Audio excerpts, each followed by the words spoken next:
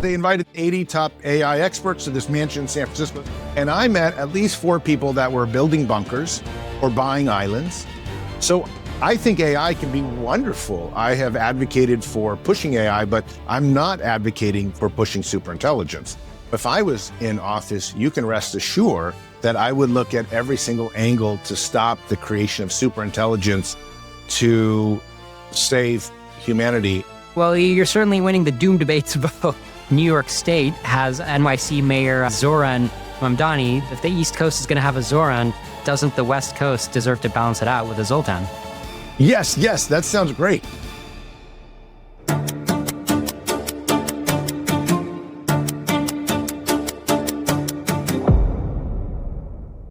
Welcome to Doom Debates. Zoltan Istvan is a leader in the transhumanist movement who's running to be the next governor of California. In 2016, he founded the Transhumanist Party, though he's now running for office as a Democrat. His platform addresses AI as an existential and economic threat. His main policy proposals include a universal basic income and giving humanoid robots to every household. He holds a master's degree in practical ethics from the University of Oxford and an undergraduate degree in philosophy and religion from Columbia University. He is a former National Geographic journalist and extreme adventurer. In 2002, he sailed around the world on a 28-foot sailboat, then decided to snowboard down an actively erupting volcano for fun, and he accidentally invented the sport of volcano boarding. I'm excited to talk with Zoltan about his policy platform, his thoughts about the coming AI unemployment wave, and of course, get his perspective on AI doom. Zoltan Istvan, welcome to Doom Debates. Thanks so much for having me. It's awesome to be here. So you've clearly done so much in so many areas. I didn't even mention the entrepreneurship side and how you became the owner of various award-winning vineyards, right? You own a lot of real estate. So my first question for you is, do you have an abnormally high amount of energy? Well, thanks for the compliments. I don't think so. I think I just find a lot of life really wonderful. And it's like you want to dip into as many pots of honey as you can. And if you can do so, do so. And so I try to dip into as many as I can. Hell yeah. What do you see as the main focus of your career? I think the main focus of my career is really trying to overcome biological death with the field of transhumanism and life extension science. And even though I'm running for office and doing all these other things, a lot of that is really geared toward trying to make people live dramatically longer. How did you get into transhumanism? Well, I used to work for National Geographic, and I was covering a lot of war zones as well as conflict zones, and I was covering the DMZ in Vietnam. There's a lot of unexploded landmines there. And basically, while doing the story, I almost stepped on a landmine. My guide sort of pushed me out of the way, and it really got me thinking about living and dying. And after that experience, I returned home to the United States and began working on a novel called The Transhumanist Wager, but really it was about life extension. It's about what can we do to get people to overcome biological death. And the book just chronicles a character who will do anything to not die. And that really kind of motivated me to move into the public sphere of trying to talk about extreme longevity and things like that. And that's really where my career has been dedicated. That said, I've been running for office because in my space, nobody else is pushing a science agenda in terms of politics and things like that. Okay, so the timeline was roughly the early 2000s, right? Like 2010, your book, Transhumanist Wager, came out in 2013. So when did you first become a transhumanist? So I think I became a transhumanist probably in college. I was studying at Columbia University. There was a story on cryonics, and where you put dead people into like really heavy ice or really cold temperatures, and you try to bring them back to life one day. And then I realized, wow, and I think you have to understand something.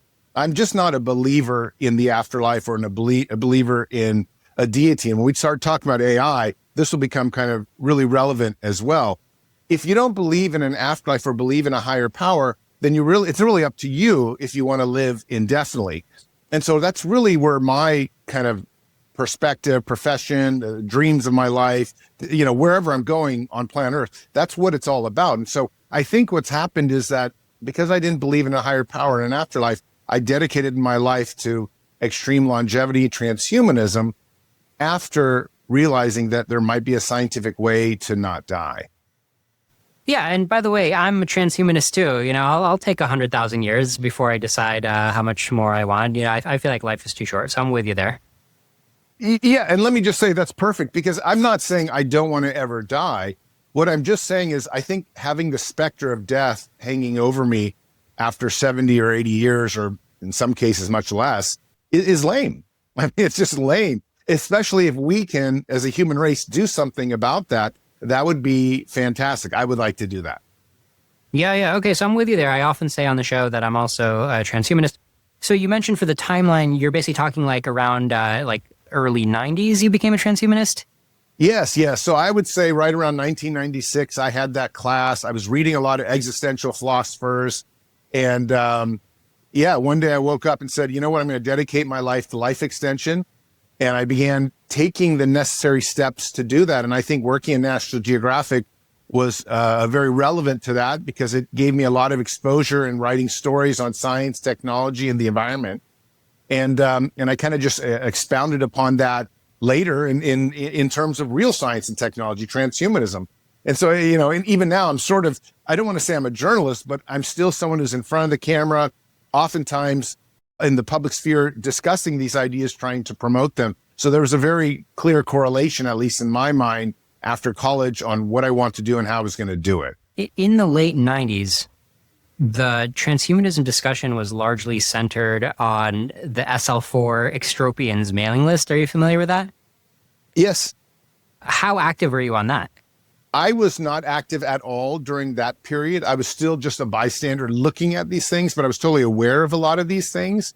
I guess I was not really sure how to jump into this society, this movement. I mean, to be honest with you, there are factions all over the place as well. And it really wasn't until I wrote my novel, which was, started, I guess, in 2008 or 2009, even though it was published in 2013. That's really when I joined or started being a part of what you might call the social aspect of transhumanism. I think that's really the when that time came for me. But there was some amazing stuff happening in the 90s and later. So the heyday of Eliezer Yudkowsky and the Proto Machine Intelligence Research Institute, or AI Existential Risk Movement, that was also on that SL4 extropians mailing list that you said you were aware of. I'm curious, when did you first familiarize yourself with the writings of Eliezer Yudkowsky, if ever? I've been very familiar with his writings from the beginning. I guess I used to follow, I think, what's that site? Lesser Wrong, or whatever it is. Yeah, Less Wrong. And I also did my part of my thesis on Roko's Basilik. I think that's how you say it. And it's part of what some of the stuff he had, he didn't describe this specifically, but I remember him commenting on it, and I remember him quoting him and things like that. So I've been following his work for quite a long time. That said, I'm certainly no expert on him, and I haven't actually met him in person. I've met a lot of people in the transhumanism movement as well as AI doomers and people that are pro AI, but for some reason I've never met him. All right, fair enough. Well, we'll get into some of his ideas in this conversation. But first, we can't go too far without touching on what I think is the main subject right now for you, which is the 2026 California gubernatorial election, correct? Yes. So just so your listeners know, I'm running for governor as a Democrat in California. And, I'm actively campaigning on a day-to-day basis. And we've been at it about 8 months. We have the primaries here in just a couple months' time. The timeline on that, I guess the election itself is November 3rd. But there's the primary on June 2nd, and the way California works is it's just a top two nonpartisan primary, right? So there's going to be like a couple dozen candidates. You're one of them, and it's really important for you to make it into those top two if you want to proceed to November 3rd, correct? Yes, 100%. If you don't make it into the top two, then you will, that's sort of the end of it. At the same time, it's a really crowded field. So for the very first time in California elections for the gubernatorial race, you don't actually have to get maybe even 30 or 40% to make the top two. It's quite possible maybe even 15% could get you in, which is unheard of in terms of California politics. But it's such a split field because so many people feel that California has so many issues right now. And so we'll see what happens in the primaries. Right. Yeah, because if the vote gets split like 25 ways, everybody has 4% on average. So maybe the winners will have like 9% and 10%. So that means it's up for grabs. Anybody could win. And the timeline is 4 months from now, right? So the clock is ticking. These 4 months are critical. So I completely understand why you're coming on this show, because you really got to get that Doom Debates bump. I'm looking for that bump. I'm glad to be talking to you. Hell yeah. All right, audience. So let's perk up your ears right now. Listen to what's coming next year. Who do you think are the leading candidates in the race besides yourself, of course? Well, I think Swalwell is one, as well as Katie Porter and I think Matt Mahan. I'm not sure if I'm saying his name right, but he just entered the race. These are some of the main picks right now. I got to be honest, though, it's funny because we always thought, I guess everyone that's running thought some superstar would enter the race like Kamala Harris, but she chose not to. Some people speculate that she chose not to enter the race because California is too hard of a state to govern at this point, given our deficit is so huge and it's sort of been run to the ground. And, if that's what your legacy is going to be, it's probably not going to be a pretty legacy. So those are some of the main candidates running and others that chose not to run. Let me ask you a question. Try to be objective here, okay? We're going to talk a lot about your platform and why it's way better than anybody on some dimensions. But if you're trying to be objective, is there any other candidate who's remotely good to vote for in the running besides you? So look, I had to be honest. The main thing I support is a universal basic income. And I am the only gubernatorial candidate in California that represents that. And I represent that because I am convinced that AI is going to completely decimate the job market within 2 to 3 to 4 years' time. That said, I think the San Jose Mayor, Matt Mahan, is a pretty good choice. For your listeners to know, I'm kind of a right-leaning Democrat. And I think Matt Mahan is a centrist as well. And even though he doesn't support a universal basic income, at least he has a bit of a Silicon Valley vibe to him. Well, that's big of you to, be able to praise some of the competitors. So that said, I think this is going to be one of the friendlier shows for you to communicate to, because I'm personally, and a lot of my audience, we're on the same page about transhumanism. We're on the same page about AI unemployment. We also think that the candidates are like head in the clouds in terms of like, they're not really focusing on the number one issue right now. So there's a lot of good tailwinds in terms of us being likely to vote for you. Except I personally moved out of California recently. That's your only issue with me. But a lot of my audience is a lot of my audience is based in Silicon Valley. Yeah, I'm in upstate New York right now. But producer Ori, pay attention, producer Ori, see if he can win your vote, because he's still in California. He's in San Francisco. Well, I hope so. I thank you for anyone that wants to vote for me. I'm looking forward to that. So let's get into your platform. I took a look at this, a lot of interesting points, a lot of unexpected directions. I think it's fair to say this is a combination of platform planks that has never before been assembled. But let me toss it to you. How would you summarize your platform? My platform is really centered around AI taking jobs and California life, as well as American life, just transforming itself. I think nobody realizes the big wave that's coming. People are like, oh, AI is like the internet. No, it's not. It's actually dramatically more transformative than the internet. We're talking about job loss to probably 90% of people within a 5-year time frame, at least in my opinion, and maybe 7-year time frame. But either way, it is coming, and nobody wants to talk about it because it doesn't poll well. You lose votes every time you talk about it for the most people. So my platform is centered around universal basic income to try to counter that. And then it's also centered around this idea that we need to change the way we think about life in America and life in California. If you're not working, what are you going to be doing all day long? Some people say, oh, you're going to be rotting in front of the TV and doing drugs. Well, I'm not here to tell you what you're going to be doing. What I'm here to tell you is that we want to give you enough money so you can still raise a family, have a roof over your head, have enough food to eat, and maybe even do fun things like travel to the Bahamas and learn the guitar or, do your 5th PhD or whatever it's going to be. But the point of the story is that I think we have to reimagine what the American dream is. And reimagining the American dream means understanding that working 9 to 5 and being underneath the man all the time and, worrying about all these different things is something that's going to go away. We're going to start living in an age of abundance. And if we can create that age properly, it'll be something dramatically new to us. And I think also really wonderful. Another huge part of my platform, the automated abundance economy, is really trying to get robots into everyone's houses, robots into everyone's lives so that they can serve a salmon, they can do the dishes, they do the laundry, and they basically make our lives easier. You know, you hear Elon Musk talking about this a lot, about this age of abundance we're coming into. And this is really what my gubernatorial campaign is. It's very hard, though, to convince the average Californian that this age is upon us. And the reason is because everybody I know is living paycheck to paycheck. And I mean, the main issue in California in the gubernatorial race seems to be affordability right now. Nobody's worrying about the environment anymore. Nobody's worrying about all the other things. People are saying, look, I can't eat. I can't send my kids to school. I can't afford the cleaning. You know, I mean, there's a million things that are happening right now in California, but it's always coming down to affordability. So I'm trying to paint this new picture, just saying, look, in the next 1 to 2 to 3 to 4 years, by the end of the next governorship, we're going to have a brand new economy and one where you probably don't work. So that was a mouthful I just gave you, but that's really what I'm all about. It's very different than the other candidates. For sure. Do you have a short, pithy campaign slogan?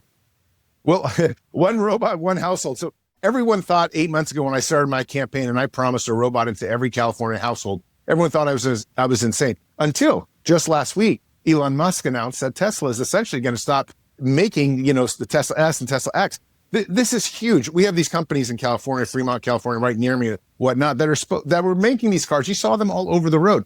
He's talking about now Tesla becoming a robotic company. I mean, this is something transformative that no one could have really even seen just a year ago. So when we talk about one robot in every single California household to help with your dishes, to help do all your cooking, to do all your laundry, to do your yards, to walk your dog. This is real. This is not a fake thing anymore. This is going to be here in 18, maybe 24 months where you're going to see them all over. And so what seemed once was a kind of a crazy campaign slogan that maybe got some media attention is now looking a lot more realistic. We want to either lend, lease, or sell a robot to every California household and be the leader in the world, this state, where we're kind of modernizing California lifestyles and lifestyles of people. So the rest of the world looks at us and says, wait a sec, that guy hasn't cooked a dinner forever and he's being served by a robot every single night. I mean, this is what we're talking about, the age of abundance. All right, so let's workshop this. Maybe like a chicken in every pot and a robot server. I would say that's a good way to look at it. We haven't worked too much on the slogans just because what we've been pushing forth is for an automated abundance economy as our kind of tagline for what we're talking about. You probably know Andrew Yang. He was kind of the first person that really popularized the basic income, though I got to be honest, I was writing about basic income and running on a campaign on it before he showed up. So at least I have this long history with it. But some of his people are helping my campaign out. So we're very much just sticking with universal basic income. I got to be honest, it seems like everyone around me doesn't care about a lot of the other issues you're hearing. Yeah, I know you hear a lot about ICE and you hear a lot about immigration. But when you come down to the nuts and bolts of what people care about, they're just like, I'm one paycheck away from being homeless. So a lot of Californians just want to hear, how can you make my life more affordable? Because I'm at, the edge of being able to keep my existence without having to move out of this state. As you know, people are leaving California in droves right now. Yeah, Andrew Yang is also where my mind went, because I remember the 2000 presidential election and the exact way that you framed your platform. I think he went the same route, right? He was saying, hey, AI unemployment is coming for everybody. There's not going to be truck drivers. And so we have to get on this universal basic income immediately. Do you feel like in retrospect, maybe Andrew Yang was a little early? Oh, yeah, he was definitely early. And I wouldn't be surprised if he tried to do it in 2028 in the presidential run again. I think, especially now that he's so well known. I mean, he has a book coming out and doing book tours and whatnot. But he was definitely a little bit early. And I got to be honest, I might be a year early myself right now because my message is still falling on deaf ears. That's why none of the politicians are talking about it. But if you look very carefully at what's happened with the job market recently, you're gonna know that there has been huge firings in Amazon. There have been huge firings all across Silicon Valley. There's been a plateau of job creation, and everyone's like, "Oh, it's just a gully. It's just this." Actually, it's the fact that everybody is using AI. And I mean, as a journalist, I can tell you it's like it makes life so much quicker and easier. I think we're about to do this with the job market, and we're all going to say, wait a sec, this is AI that's actually doing this. It's taking our jobs officially now. I agree with you. I think most viewers of the show are on the same page that when you get a technology, specifically artificial intelligence, that can do everything the human brain can do, and then it can train to do it better, it's on the way to doing everything better. It's already doing more and more things better. It's doing the job of a junior software engineer better. A lot of our viewers are software engineers. So I think we are mostly on the same page as you of like, yep, there's going to be mass unemployment like in the next few years. So I'm happy that you're addressing that. I definitely think we need policy for unemployment.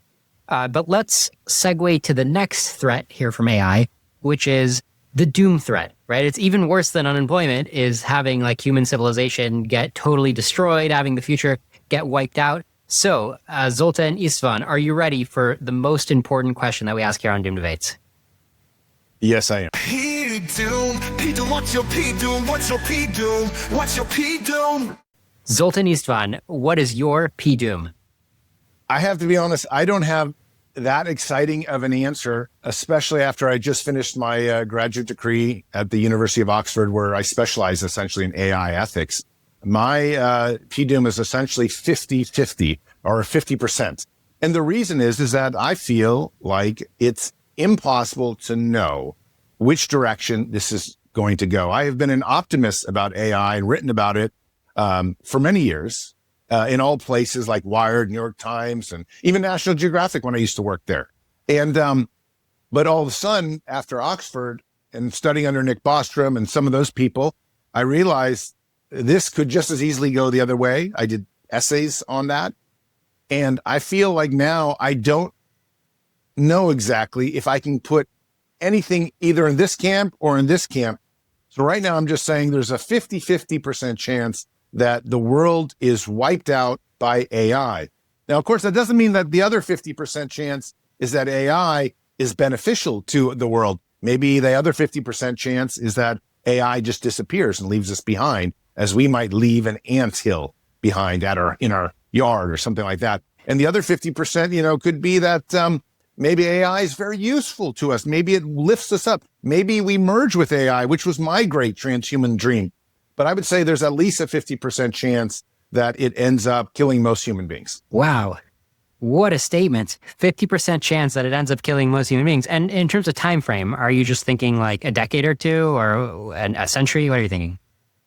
So less than a decade, I would say. So let me just tell you, I was recently invited to a mansion by Max Noverstern. He's one of Sam Altman's cryptocurrency buddies, and they have a coin together, WorldCoin.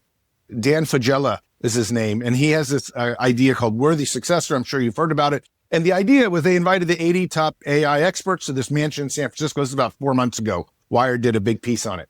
And they said, okay, let's discuss AI. And I got to be honest, a lot of the ChatGPT software coders were there. A lot of engineers were there from Microsoft, Google, whatnot, that are in AI, as well as all the other people like myself who speak on it and talk on it. I didn't talk to one person who thought outside of a 3 to 5 year window, we wouldn't create superintelligence. So that's the first thing to know. 50% of the people I talked to said AGI had already been achieved. Okay, so now we know we're somewhere within this. We're already kind of at the AGI level and looking further. And I met at least 4 people that were building bunkers or buying islands, and another 5 to 10 were thinking about it. And these are the engineers themselves. So it got dark very quickly. For 2 weeks after this meeting, I was very depressed. For the very first time in my life, I was purely depressed.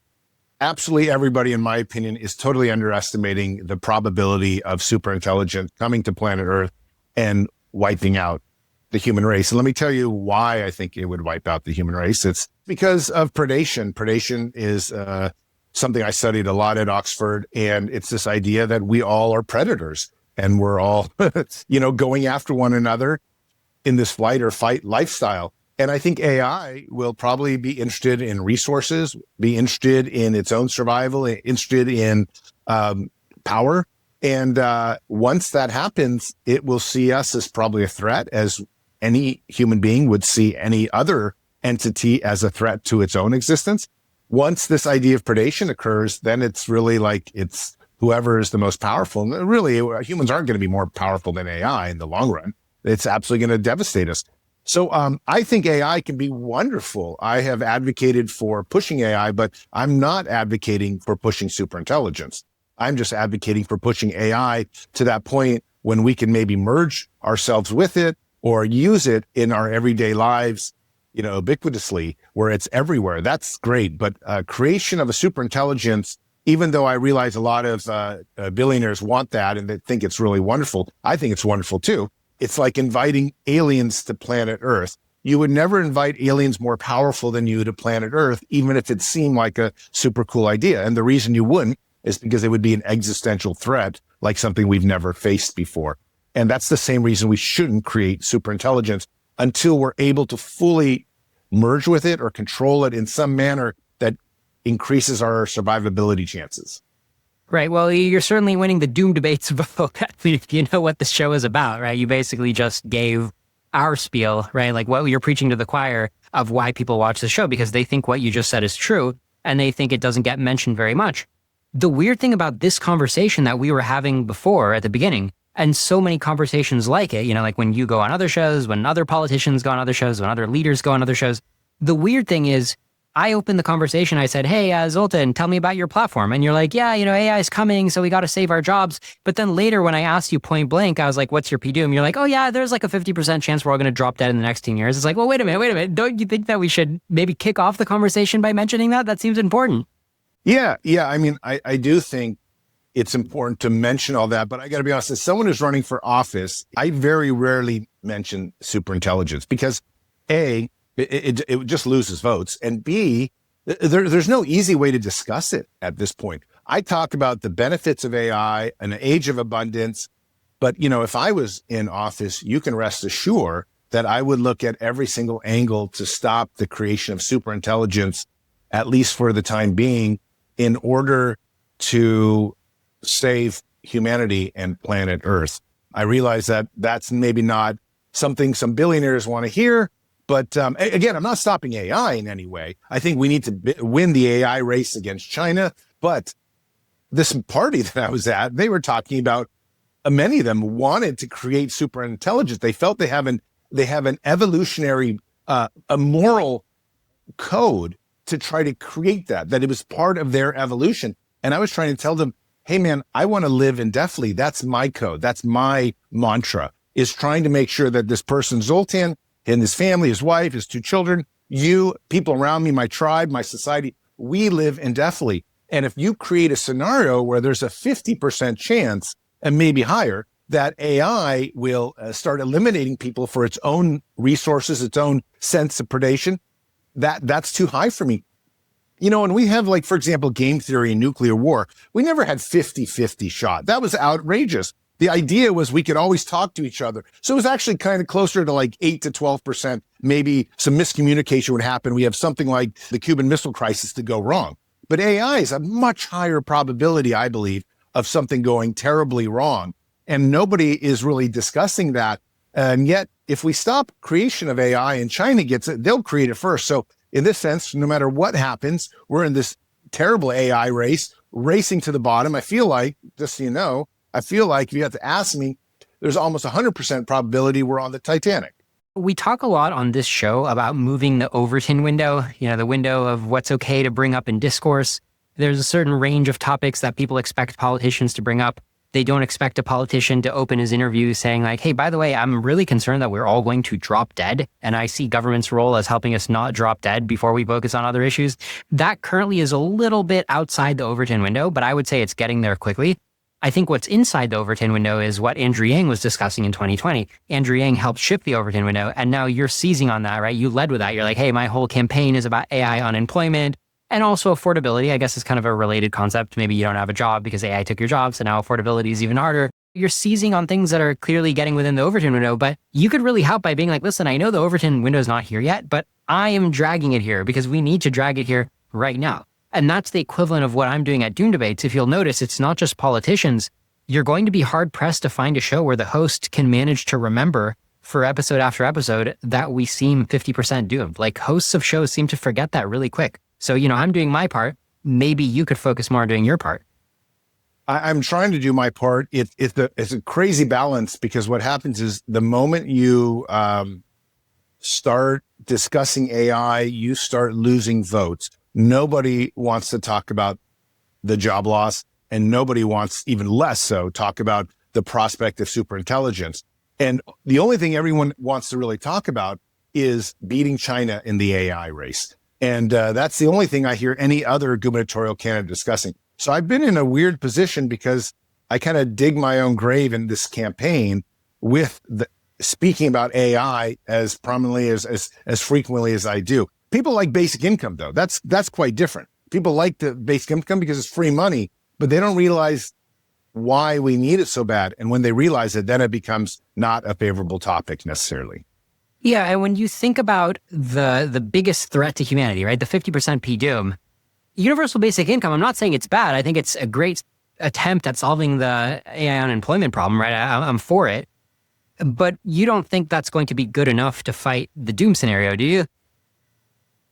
No. I think the doom scenario is two different things, really. There's this idea that we're creating superintelligence, and then there's this idea that, there'll be massive job loss in an age of abundance, hopefully. The idea is that let's just say in a perfect world, I would get into office and I would be able to say something to Californians and hopefully the country and say, listen, we need to make a deal with China. We need to make a deal with other countries and say, how can we stop this race to AI immediely? And what can we make? What kind of boundaries can we do? Would it be a UN of AI? I don't know. Maybe it's some brand new international body. I'll tell you also, game theory, and this is something that I've been talking with professors. This isn't necessarily my idea, but I would not be surprised if World War III breaks out and Trump causes this. He must know this. He must know the game theory in order to control and take over the countries that might be competitors to us and AI. So, for example, when Greenland was having its issues, or, we're talking about gold right now skyrocketing, it's up threefold in the last 2 years. I mean, I have a feeling a lot of this is precursor for what's really happening with artificial intelligence. There must be some type of top-down authority that is able to stop the creation of AI before a superintelligence arises. And I know all the people, I know quite a few of the people in Trump's AI field and whatnot. So there must be talk of this. So if that's going to happen, that's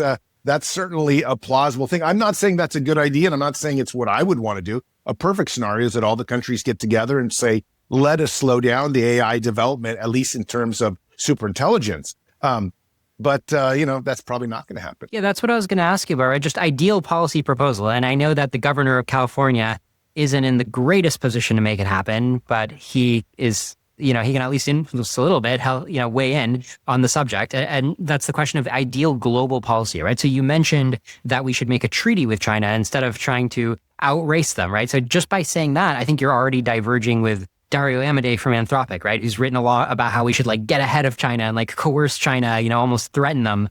But you're like, no, let's make a treaty, correct?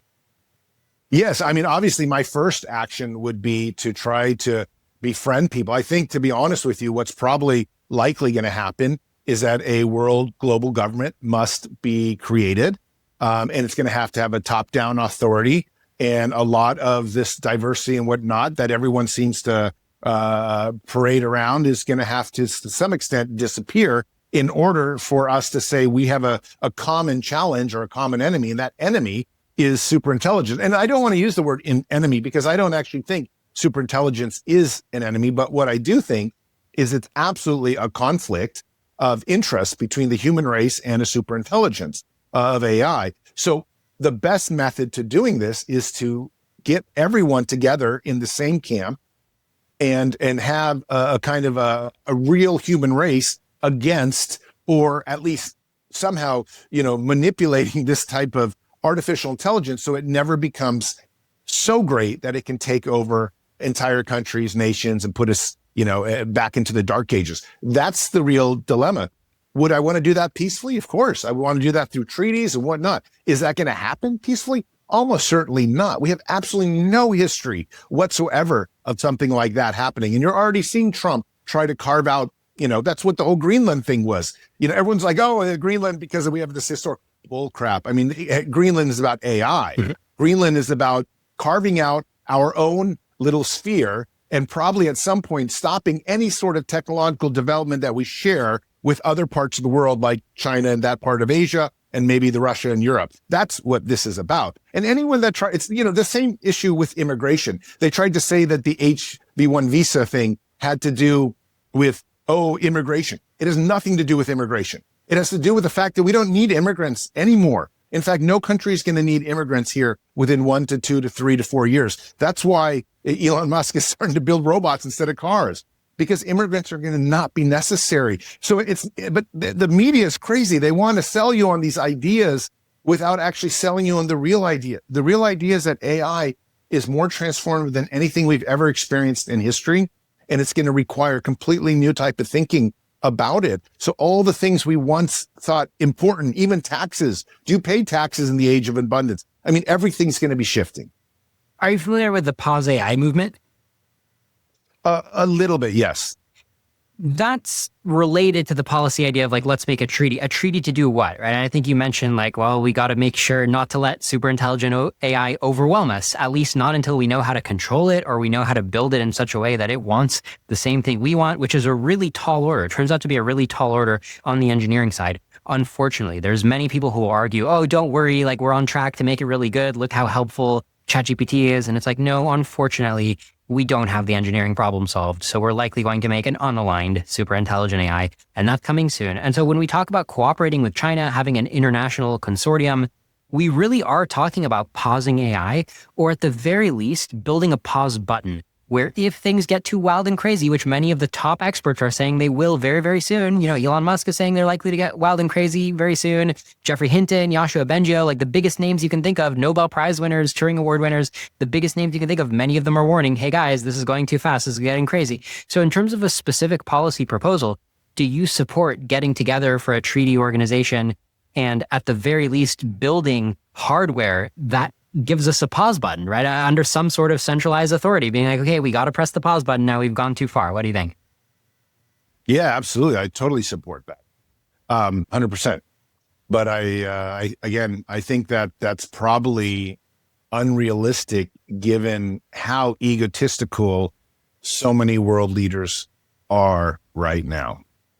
Yeah, well, this word unrealistic, right? I mean, it's conversations like this, right? You raising the issue and getting support and getting votes. That's how we make it realistic, right? So this is the room where it happens right here, right? This is where the movement happens.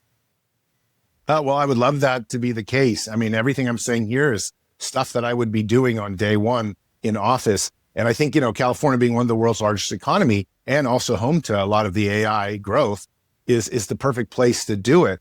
But, I just think we as nations have been worried about power, survivability, and all these other things forever. But in the age of abundance, a lot of even needing national borders falls away.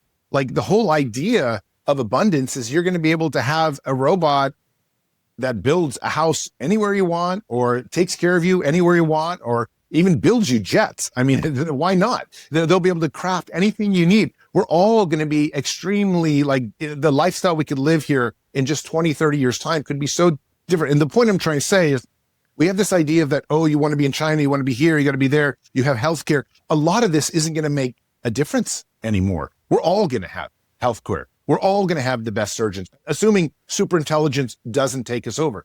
So if we could just kind of come to agreement with this, that the age of abundance is better and stop the superintelligence, but kind of have the best of AI, I would be all about that. And I would be all about, in fact, not necessarily having countries be countries anymore, or at least, maybe we all belong to some kind of unified thing. And then begins already getting off planet. As you probably know, there's almost something being launched to space almost daily now. And a big part of my gubernatorial candidacy has been bringing back the space industry to California, building it so that we have this kind of brand new era where we are launching 10, 20, 30 spaceships into orbit every day and starting to finally do what we're supposed to do. The Star Trek era, get out there.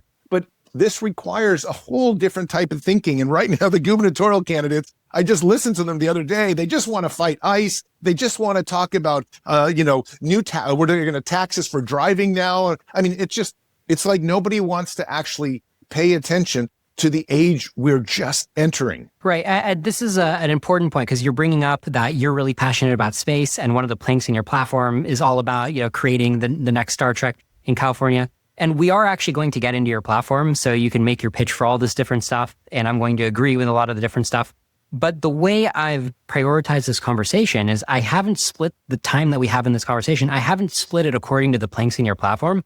I split it according to the probability of different outcomes, right? Because you said 50% P-doom, and most of the planks in your platform are relevant to the non-doom world. But I wanted to spend half of our time talking about avoiding the doom world because we may very well be heading into the doom world, and your platform isn't that relevant to the doom world, correct? Yeah. No, my platform doesn't do it. In fact, usually I don't talk about this stuff. I'm doing it with you because this is, your specialty and you're the expert on this, but it resonates so poorly with voters to speak about superintelligence and the doom that it's just like pointless. So yeah, my platform doesn't really reflect that, but I have plenty of ideas on it. It's just, they're not campaigning ideas. I just want to go back to something you also said earlier. You're like, look, I support this kind of off button, this pause button. I support this central international authority, but it's just infeasible because you've got these leaders and their egos going to get in the way. Well, your ego doesn't get in the way. My ego doesn't get in the way. And I don't think it's just because we have these tiny egos. I think it's also just because we understand the facts on the ground better of like, hey, we're just literally all going to die, like ego or no ego. Right. And I think it's the same thing. People's egos don't get in the way of preventing nuclear war, or they haven't, they've done good enough at preventing nuclear war despite their egos. Why? Because they don't want to die. They don't want to have a bad day. They don't want their favorite cities to get nuked. Right. So similarly, I think it's really just a matter of sounding the alarm, not just a matter, but I think that's the least we can do is talk about it and sound the alarm. So your current strategy where you're like, oh, I'm sweeping it under the rug because the voters can't handle it. Maybe you should just explicitly try them and feel out one crowd at a time instead of like putting the whole issue away. What do you think? Yeah, no, I got to be honest. Look, if I get in with a bunch of engineers, I always will be as open as I am now. And I got to be honest though, like what happens is when you were talking, so for example, we were campaigning in Santa Monica the other day or, near there and in Los Angeles. And we were at a mall just asking people and being filmed, talking to them. What's your number one concern? If you try to talk about superintelligence to somebody who is just cashing their welfare check and just buying some vegetables and then, stuff at Walmart, they could care less. They're like, let the world end pretty much, It's really difficult. So for example, 8 years ago, if you had talked to voters, I think at least half the time they would have said top 3 concern of theirs is the environment. This time, after talking to 33 people, not one person had the environment on their top 10, not one. And 7 out of 10 had affordability and avoiding homelessness as their top priority in this place I was at. And it was definitely not middle class, it was a little bit lower. But the point I'm trying to say is that times are changing. Like nobody can really afford anything. So speaking about something, telling them I was at this mansion in San Francisco where all these gazillionaires, okay, everybody there was a multimillionaire. Some were 9-figure people, 10 figures, whatever. It's very hard for them to understand. They're just trying to get through the day and get their kids enough calories so they can get to school the next morning. It's very hard to speak about these issues anymore in California. Yeah, and I hear you. And there's something to be said for meeting voters where they're at. And if you come off really weird right away, they'll be like, okay, this person is so hard for me to even interact with. So, you don't want to alienate people. I'm not saying that it's easy. I think it's kind of tough. It takes finesse. That said, you also got to consider, like, imagine it was literally an asteroid coming at us, right? Like the movie Don't Look Up. And imagine you could show them your telescope and they can look through and they could be like, oh, damn, that's an asteroid, right? Or they could see it in the sky and you could be like, yep, it's heading right toward us. I think they would give you some leeway and be like, okay, yeah, I'm not sure. I don't have a month of savings right now. I'm living a paycheck to paycheck, but I'm willing to hear about the asteroid. So I think the movie Up is absolutely brilliant. I've watched it like 10 times. And I forced my kids to watch and everything. It highlights something because I know you're trying to say, speak about it more. And believe me, I wish I could speak about existential risk. In fact, existential risks have been some of the biggest thing that I have campaigned on previously. The problem, though, is really that it requires people to be rational. And I no longer believe that a huge portion of the population is actually using rationality on a regular basis. I think social media has created a situation where a lot of people are either angry all the time or misled all the time or just not really on planet Earth in terms of what you and I, this conversation, you and I both know. Listen, we're talking a 3 to 8 year timeline. There could be massive disruption to humanity and our survivability because of a superintelligence. You and I know that. We know that rationally. But to say that to a lot of people who have spent the last 30 years working to pay off their 50-year mortgage, whatever, it just doesn't sound that it just doesn't matter anymore to them.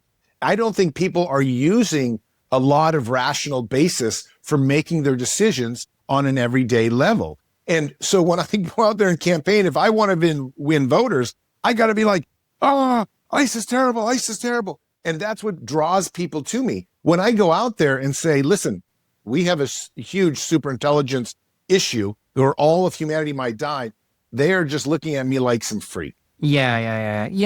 So, two rational people can discuss and be like, okay, this is clearly the issue and every other issue takes a back seat. But when you're talking to the average person, you're like, okay, let me give you the buffet, right? We can talk about how we're going to fight ICE, right? Which is what a lot of Democrats want to do. And yeah, so you got to hold out the whole tray for them. Maybe right now, at this point, we're talking politics. I'm just glad to hear you were such a good sport where we kind of put the politics aside and we said, okay, what do we really need to do? Right? Like if people are just listening, what do we really need to do? So I'm thankful to you for at least coming with me for that part of the journey. And then we can kind of put aside the issue of like, okay, well, as a matter of communications, how do you get the voters on board?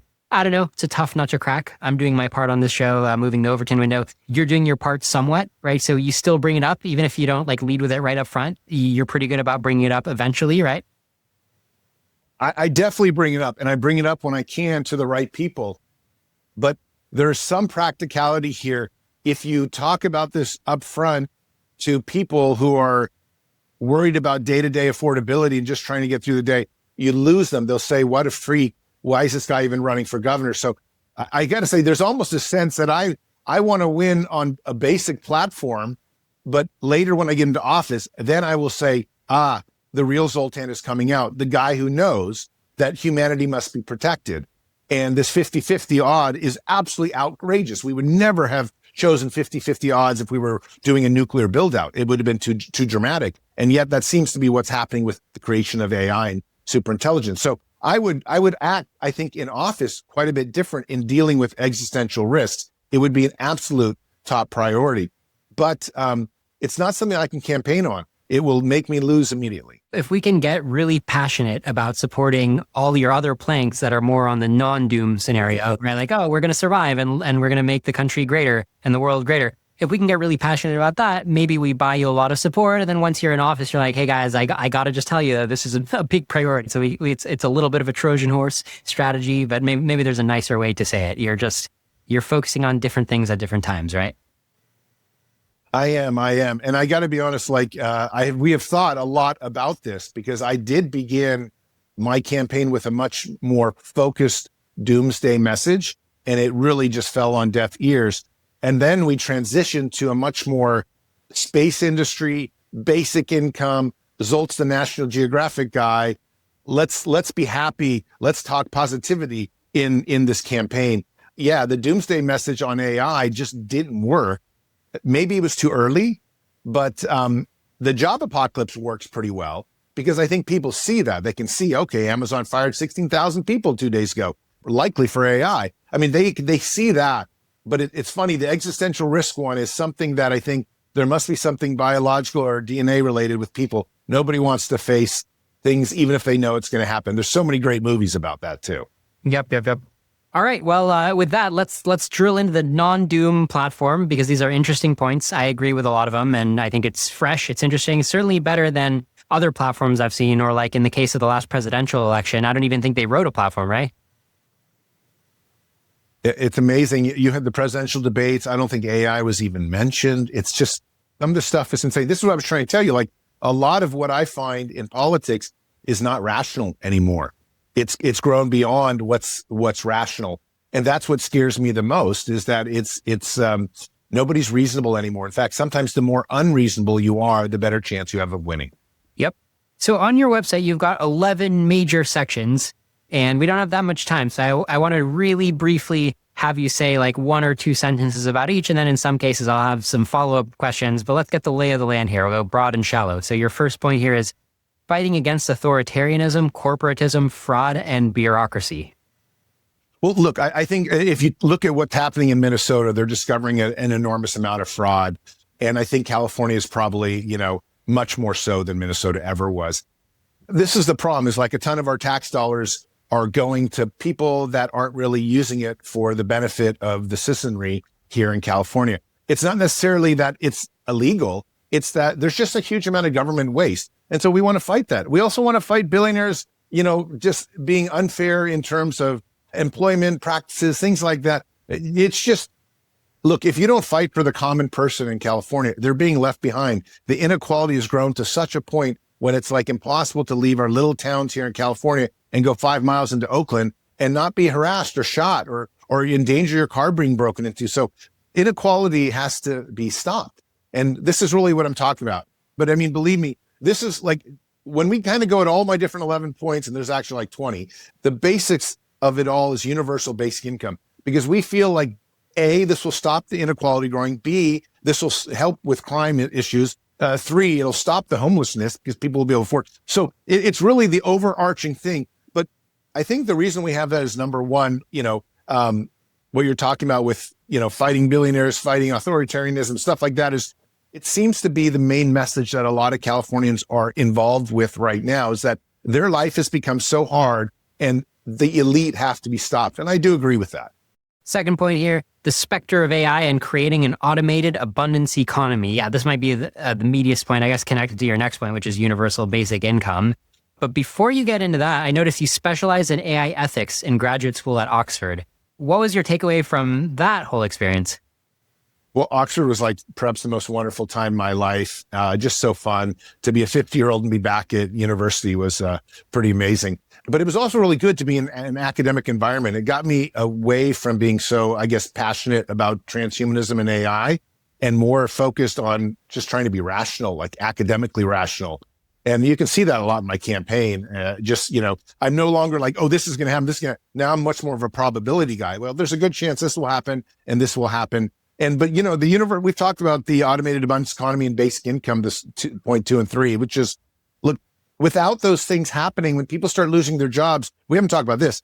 There's going to be rioting. There's going to be civil unrest. There's going to be demonstrations. That's not going to be good for progress. It's not going to be good for my overarching goal, which is to get people to live dramatically longer through technology. So somehow we have to keep peace in society, no matter how wealthy the trillionaires get, or how wealthy, corporations get, or how crazy AI gets. We still want to keep society civil so that progress can occur. And that's, again, a huge part of my gubernatorial run as well. Is like, the age we're entering is going to be crazy. It's going to be totally tumultuous. That's what's really going to happen over the next 10 years. But if we could have people that actually just are able to reasonably say, well, we want everyone to live, thrive, have more abundance, prosperity goes up, standard of living goes up. This is really what my entire campaign is about. I welcome the AI age, not necessarily the superintelligence age, but I welcome the AI age.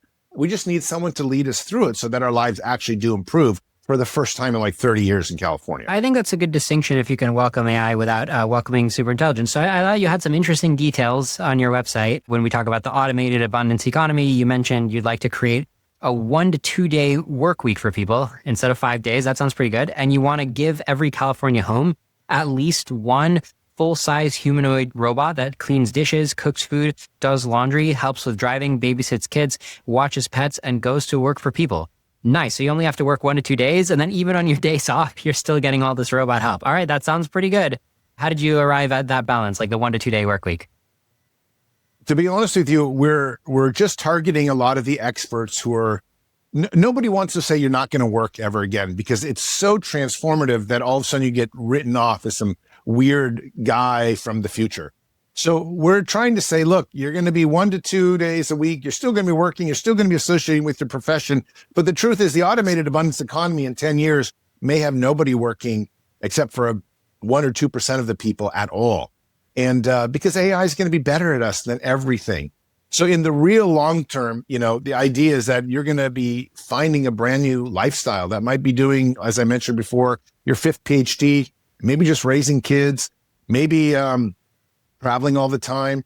A lot of my policies are for the first 4 years of my governorship. And I don't think people are going to lose their jobs that quickly.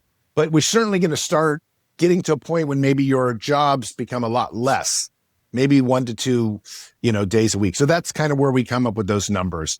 But let me be honest, I am full speed in trying to say, I don't want anyone to work ever again. I don't want 9 to 5 to be a part of our history. So I'm transitioning to that. And the 1 to 2 is just a way to make people think I'm not too crazy. I really appreciate that you're just able to reason about the implications of having the AI actually be better than humans. And you're not kind of grasping onto old patterns. You're like, listen, it is what it is. Even the 1 to 2 day work week, maybe realistically it's 0. Maybe it can only be 1 to 2 for a few short years. And it just is what it is. And you're just facing reality. You've got the prioritization that that it's worth talking about. So this is really good. I wish more candidates were like this. So props for that.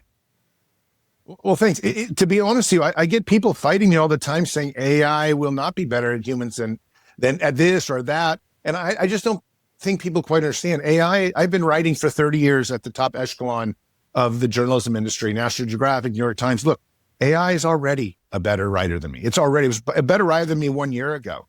And it's going to be better than my wife, who's an OBGYN, even though she trained for 19 years in school to become an OBGYN. It's going to be better than any physicist. Probably, as they mentioned already, Nobel Prizes will start being awarded to AI, if not by next year, the year after, because it's going to break every single thing we know about science and make these discoveries. People have to get used to this. We created something that is simply going to be better than us. It's so hard for us our egos to take that, but that's just what's going to happen. Okay, great. So we covered point 2, the specter of AI and creating an automated abundance economy. We kind of covered universal basic income. I think it's kind of straightforward. I mean, you're not hardcore on any details you wrote in your platform. You're like, look, we just got to make it happen somehow. We'll figure it out. But you did mention that you think we can tax the robot and AI labor because there's so much wealth creation. Specifically, you don't even think that we need to raise taxes to do it. You're just preparing for the AIs generating all this new wealth, and you just want to be ready to redirect some of the new wealth, correct?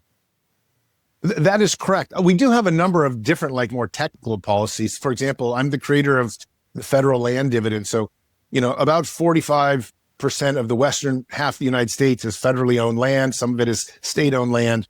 That stuff can be monetized and made to provide a huge basic income already for Californians, somewhere around $1,500, maybe $1,800 if it was sold off or leased off. I actually don't want to sell off, but I think we would lease off things. Now, I'm not talking about national parks, but there are huge forestry tracts in Northern California, just empty land that could easily be monetized that aren't being monetized right now. So, and we could also tax cryptocurrencies. There's a million little ways that you could actually create a basic income. But I got to be honest, if companies are becoming trillion-dollar companies because they're creating so much new wealth, that wealth needs to be distributed in some way to the people who lose their jobs because of AI.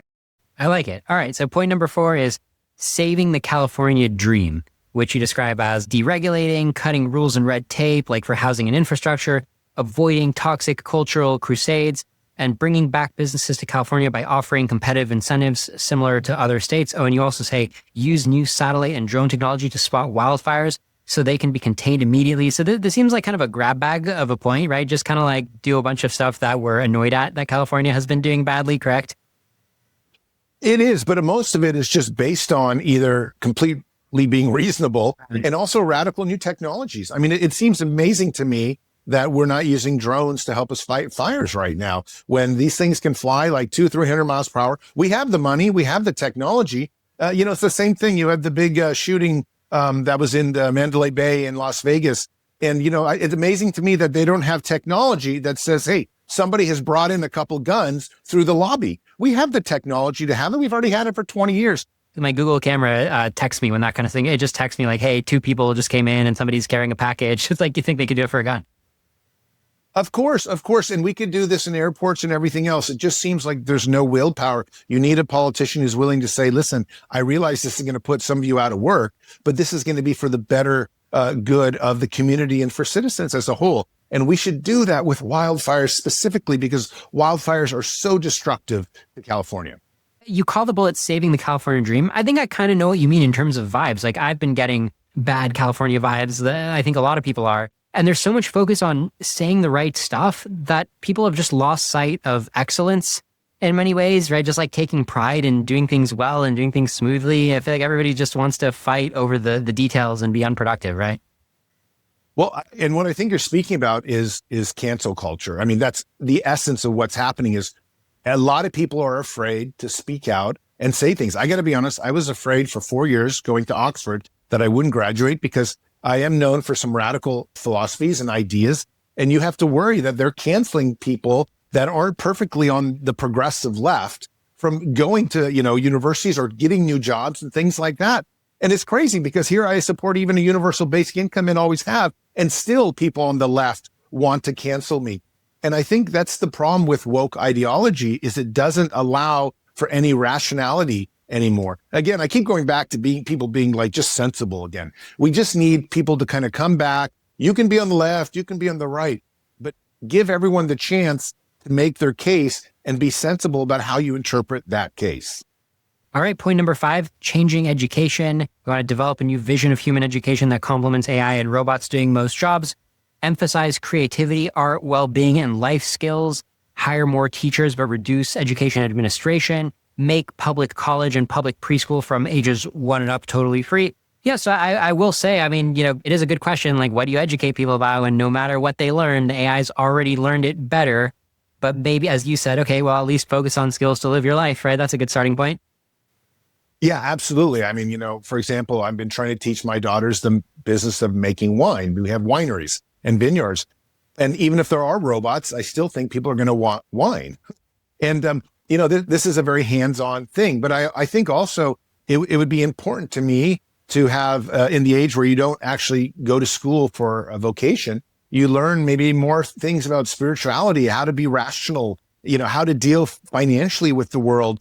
Even if you are just giving, a basic income checks, it's still, there's this idea of managing your life, managing your time, managing your self-worth and being valuable and managing meaning. I think a lot of people could be, if it was a perfect world, I'd be like, people have to study philosophy, a lot of philosophy. They have to understand what the world's going on. It's not just, taxes and fight the whatever people are fighting in this woke ideology. That's kind of, as you pointed out, kind of smothering California. So, my idea of school is very different. I would love to raise children to be super beings, transhuman beings that might live indefinitely. And what kind of education is required for that? Well, it would be much more Star Trek oriented. Like, what's your meaning in life? Well, your meaning in life might be to explore the stars. And to do that, you're going to need good ability to make much more rational and better decisions. And those decisions are not just going to be about buying some lipstick at Walmart, which drives me nuts. I'm not an anti-materialist, but I'm definitely, to some extent, anti-consumer oriented.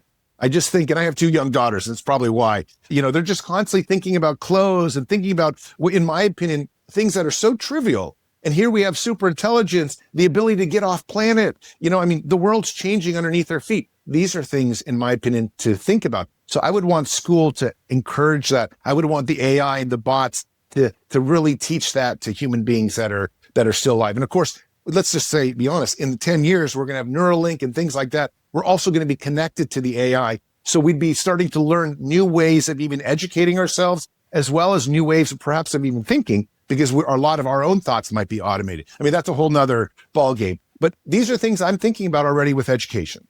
Nice. I mean, I guess I would want to educate people on basic concepts in what I call intellidynamics of like, hey, there's a superintelligence here. What do superintelligences do? They tend to get really strong outcomes on any success metrics you give them, even if you're talking about optimizing the entire galaxy to have whatever property. So, this has been an obscure area of study until now, pioneered by Elias Yudkowsky, but this would be one of my choices for what you want to teach in the schools. This seems like one of the most relevant things to understand. Any thoughts about that?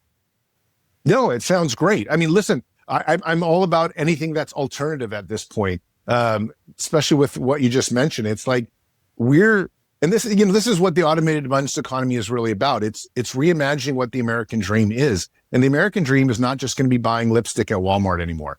It's really going to be like, what's the meaning of life on planet Earth?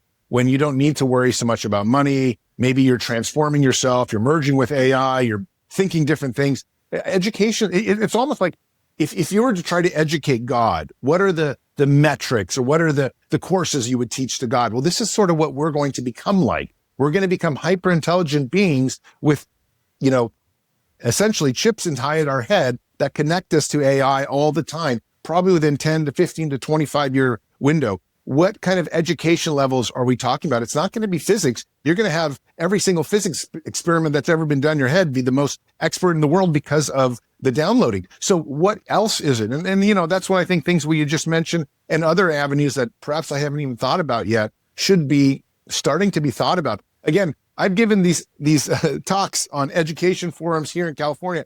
I'm the only one at these debates that even mentioned this. And as soon as I mention it, everyone's just like, guy's crazy.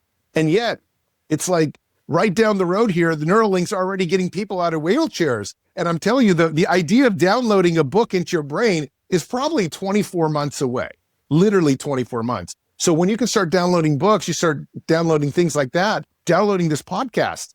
I mean, the world's changing underneath our feet again. So you touched on eliminating crime with new technology, like use tech to fight crime, hire more police officers, better equip them, tamp down all crime. Okay, I think that's straightforward. And then we get to number 7, keeping California affordable. So you list a few things like cutting regulation, auditing health and pharma companies, auditing nonprofits. Let me just ask you this. What do you think is the number one cause of the affordability crisis in California? It's very complicated, but I think what happened is, in my opinion, rich people started playing funny games with the financial system.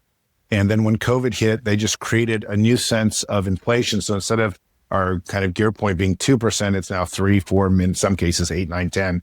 And there has to be, like, at some point, you have to say, how far can inequality grow before people start causing civil unrest or civil war? I don't think the whole U.S. is unaffordable, right? I feel like there's pockets of affordability all over the U.S. Don't you think California in particular has like a bigger affordability crisis? And if so, why? Absolutely. Absolutely. And that's just because there's a premium here to pay for the great weather that I think. And there's also this idea that it's built into the culture that California takes more money from the rich corporations that are here and gives it to people. Of course, that's a feedback loop, which then makes things more expensive. If you have more social services, it ends up like eating itself and government just gets bigger, and government has a tendency to constantly blow up prices on everything. So what you're seeing is in California, everything is worse off than it would be, let's say, in Washington, where, there might be some semblance of trying to keep things under control. We are almost a socialist state here, and that makes things more expensive in itself.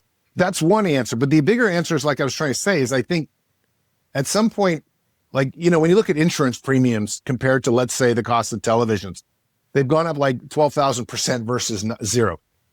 At some point, the rich have to say, wait a sec, are profits everything when you go down the street and there's murders and trash and stuff like that? I think a lot of the billionaires, a lot of the other very wealthy people have to come back to planet Earth and say, and I'm not saying we have to tax them like they're trying to tax them. I'm against that tax, the billionaire tax. But I do think we could pay more taxes, generally speaking, to make things work better. But we also have to audit those things that exist in America, in California, because there's so much fraud right now. And if those two things came together, like cleaned up the system and taxed the billionaires a little bit more, I bet California's inequality would go down dramatically in the next 4 years. So that would be something that I would aim to do. And it's really not too big of a drawdown on the really rich people or the corporations. And it's the only people that are really going to lose are a lot of the fraudsters out there in California that have been taking so much money from the government and not producing anything in return. That's why our education levels are 30 years going down here in California. There's so many nonprofits out there, but the public education is worse than ever. And they're taking billions from the system and nothing's improving. Those guys got to go. I mean, they got to be regulated, and they got to be like either fired or just stop giving money to. But what I'm trying to say is inflation has come because so many people in this socialist state have just been taking it and thinking this is like the golden goose, but it only works for so long. Okay, so that was point number 7, keeping California affordable. Sorry, I went on a lot there. So you have this specific proposal, point number 8, build 7 new super cities in California. You're saying you want to build 7 new 1 million plus person cities with skyscrapers, schools, sports arenas. You want to build in deserts, empty coastline and forests, bypass NIMBYism, build so homeless can be relocated there and Californians can afford homes there. So I am positive on building. I was going to mention, the NIMBYism, the people, California is kind of ridiculous about like not letting people build houses and not letting, San Francisco, it's hard to build like tall buildings there. It's hard to get the most out of the land.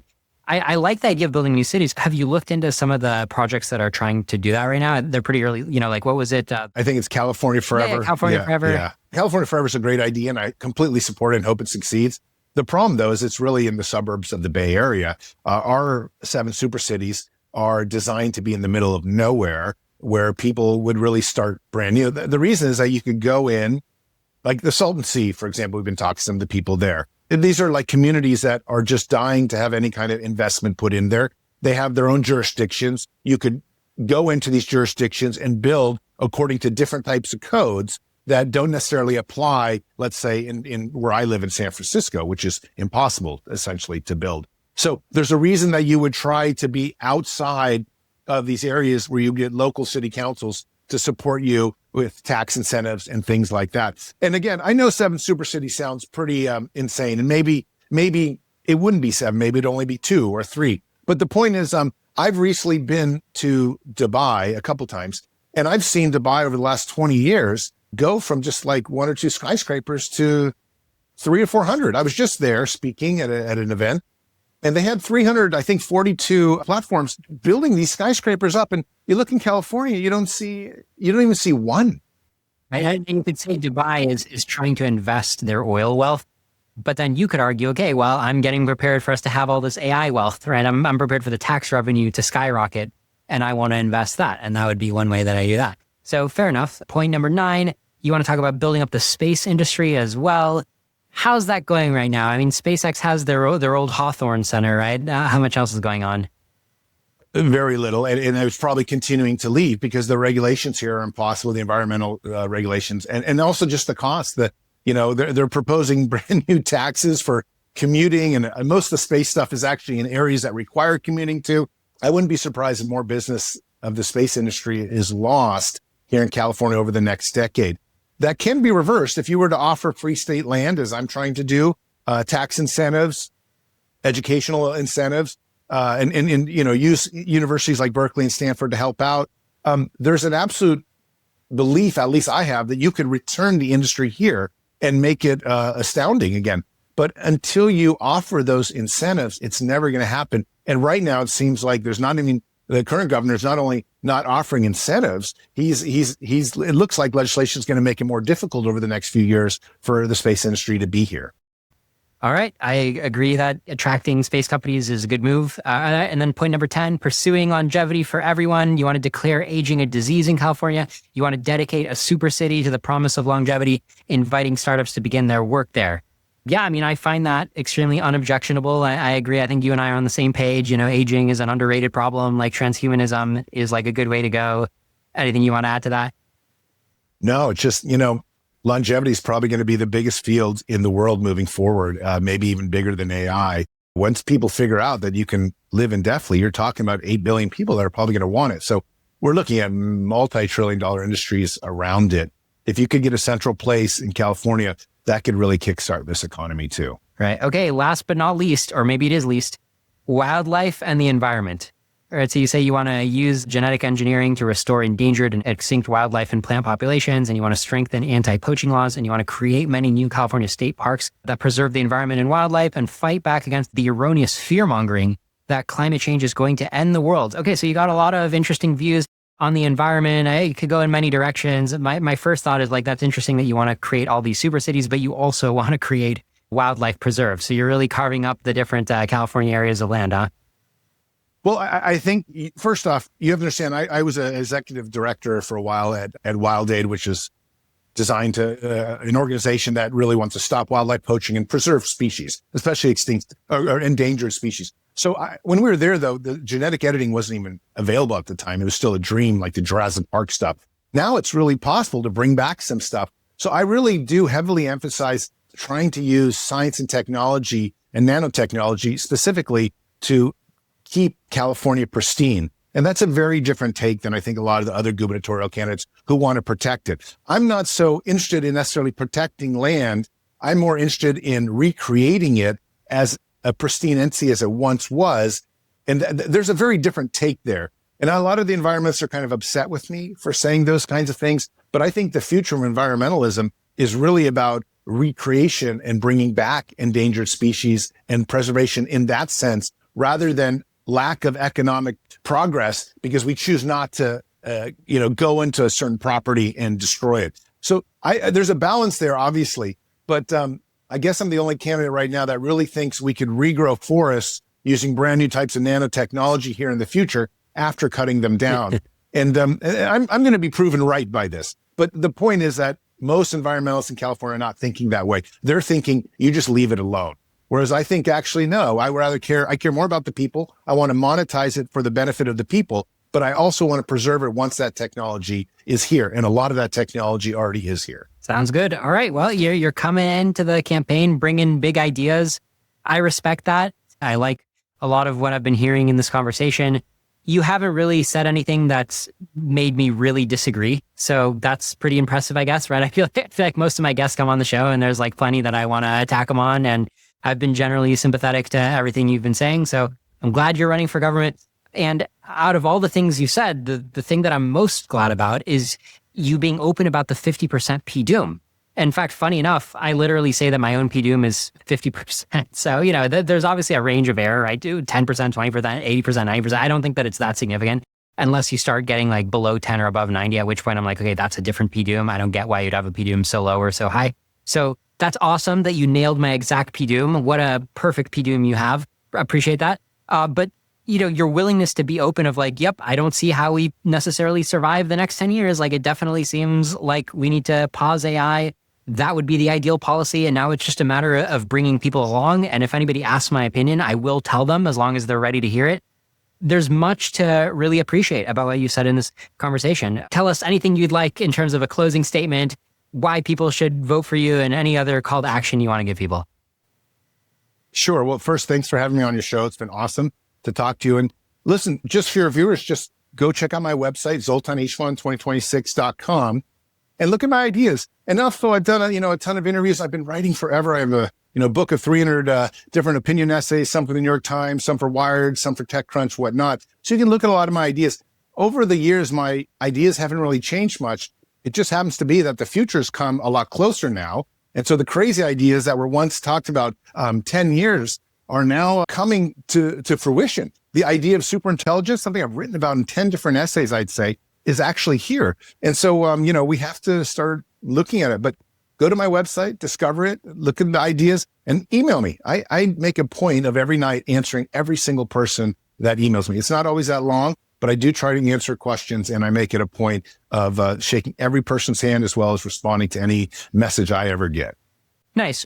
One more thing people should consider is that if New York State has NYC Mayor Zoran Mamdani, that guy's probably going to be running for New York government, New York governor in short order. So if the East Coast is going to have a Zoran, doesn't the West Coast deserve to balance it out with a Zoltan?